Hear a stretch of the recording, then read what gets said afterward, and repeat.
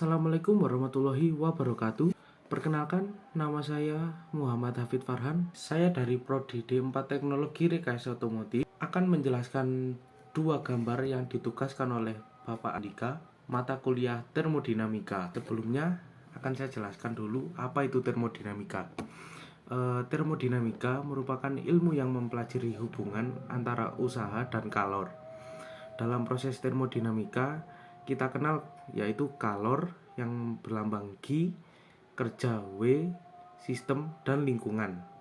Nah, ada beberapa hukum yang saya jelaskan. Ada dua hukum, yaitu hukum pertama termodinamika dan hukum kedua termodinamika. Sebelumnya, termodinamika juga membahas tentang sistem keseimbangan equilibrium yang dapat digunakan untuk mengetahui besarnya energi yang diperlukan untuk mengubah suatu sistem keseimbangan, tetapi tidak dapat dipakai untuk mengetahui seberapa cepat atau laju perubahan itu terjadi, karena selama proses sistem tidak berada dalam keseimbangan, suatu sistem tersebut dapat diubah akibat dari lingkungan yang berada di sekitarnya. Sementara untuk aplikasi dalam materialnya, termodinamika membahas material yang menerima energi panas atau energi dalam bentuk yang berbeda-beda. Dalam termodinamika terdapat hukum-hukum yang menjadi syarat termodinamika. Di dalam hukum tersebut terdapat rumus-rumus yang berbeda pula, sesuai dengan permasalahan yang ada. Ada hukum nol termodinamika atau biasa disebut sebagai hukum awal termodinamika. Lalu ada hukum pertama, hukum kedua, dan hukum ketiga termodinamika. Hukum pertama termodinamika menyatakan bahwa jumlah entropi di dalam suatu sistem yang terisolasi dan bernilai konstan atau bertambah ketika sedang mengalami suatu proses. Hukum ini sesuai dengan prinsip kenaikan entropi. Hukum yang sama juga terkait dengan kasus kekekalan energi. Hukum ini menyatakan perubahan energi dalam suatu sistem termodinamika terisolasi sama dengan total dari jumlah energi kalor yang disuplai ke dalam sistem dan kerja yang dilakukan terhadap sistem sama.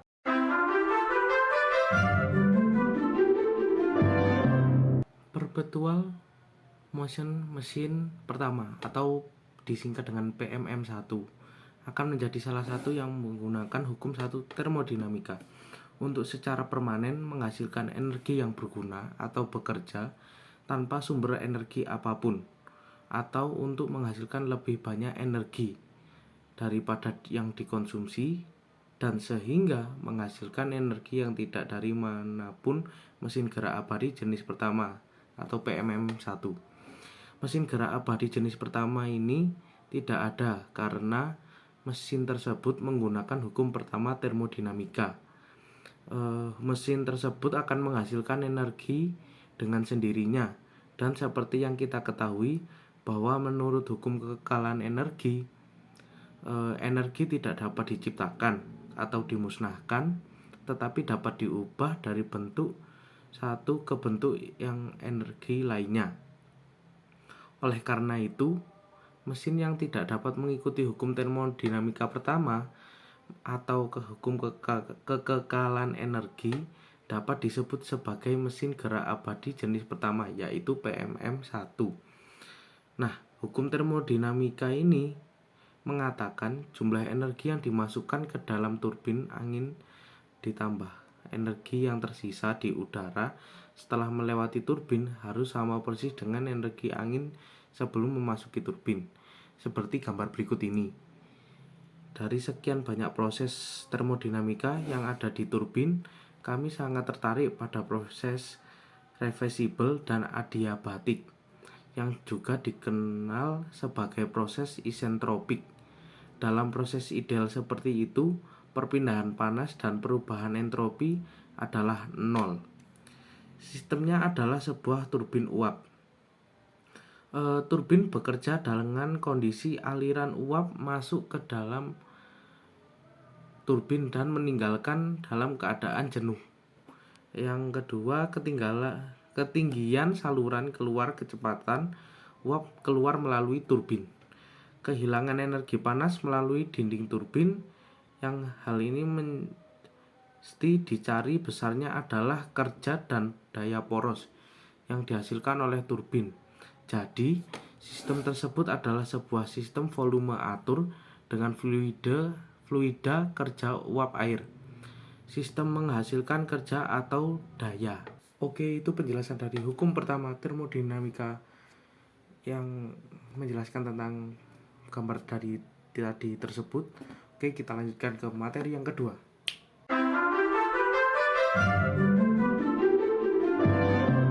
Penerapan hukum termodinamika 2, yaitu kalor mengalir secara spontan dari benda bertemperatur tinggi ke benda temperatur rendah, tetapi tidak sebaliknya, kecuali pada kedua benda tersebut dilakukan pemaksaan dengan cara usaha dari luar.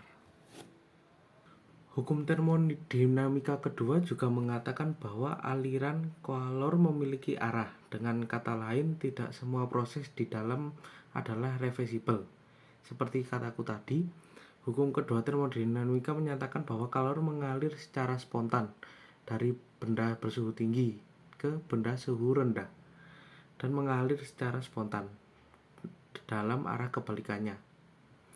Misalnya, jika sebuah kubus kecil dicelupkan ke dalam secangkir kopi panas, kalor akan mengalir dari air kopi panas ke kubus es sampai suhu keduanya sama. Hukum pertama termodinamika tidak dapat menjelaskan apakah proses tersebut mungkin terjadi ataukah tidak mungkin terjadi. Oleh karena itu, muncullah hukum kedua termodinamika yang disusun tidak lepas dari usaha untuk mencari sifat atau besaran sistem yang merupakan fungsi keadaan sehingga hukum termodinamika kedua dapat dirumuskan.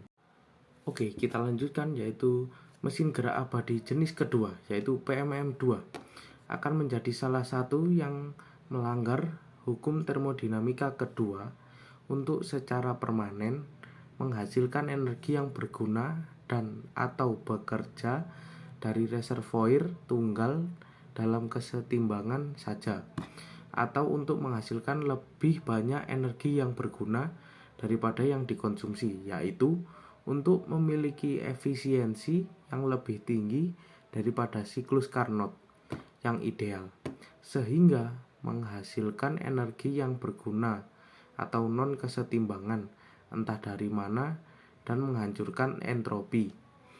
Tentu saja baik PMM1 maupun PMM2 tidak mungkin atau masing-masing akan melanggar keberadaan konservasi dan transformasi paksa. Meskipun kita mungkin disesatkan untuk mempercayai karena kurangnya pengamatan dan atau pemahaman kita yang tepat dan penuh tentang transfer dan konversi energi berpasangan dari lingkungan atau dalam sistem yang berinteraksi.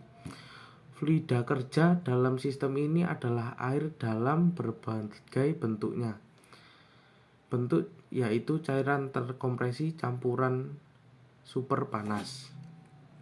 Oke, lihat gambar berikut. Ini contoh kedua tadi, penjelasannya adalah ini adalah sistem uap. Ada beberapa komponen utama, yaitu boiler, pump, turbin, dan ada kondensor, ada ketel. Nah, bagaimana sih cara kerjanya? Yang pertama, ketel akan menerima suhu panas atau heat dari suhu tinggi, yaitu yang bersumber dari tungku. Selanjutnya air akan keluar sebagai uap super panas dan pada tekanan tinggi. Yang kedua, uap memasuki turbin dan menghasilkan kerja atau W. Air keluar dengan tekanan rendah, baik sedikit terlalu panas atau sebagai campuran yang berkualitas tinggi. Yang ketiga, yaitu kondensor, mengembunkan air dan membuang panas atau Q ke wastafel suhu rendah, misalnya atmosfer. Nah, air daun sebagai cairan jenuh pada tekanan rendah tersebut. Yang keempat, pompa peningkatan tekanan air dan membutuhkan input kerja atau menang.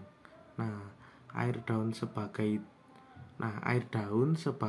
cairan terkompresi di tekanan tinggi. Bisa dilihat pada gambar yang di atas tadi.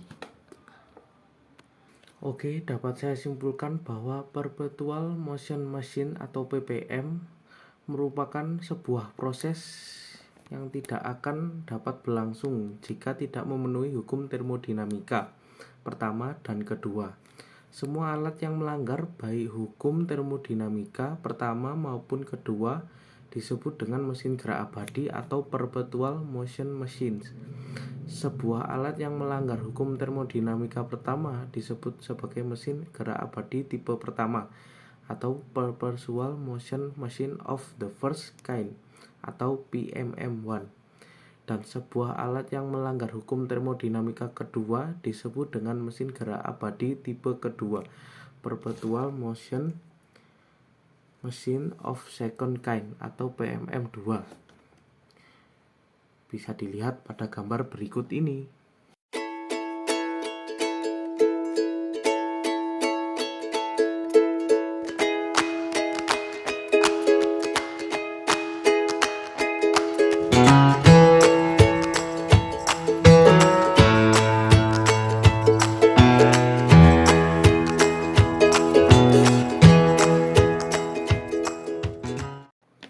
Oke, sekian penjelasan dua gambar tadi dari saya. Jika ada kurang, saya mohon maaf. Wabillahi taufiq wal hidayah. Wassalamualaikum warahmatullahi wabarakatuh.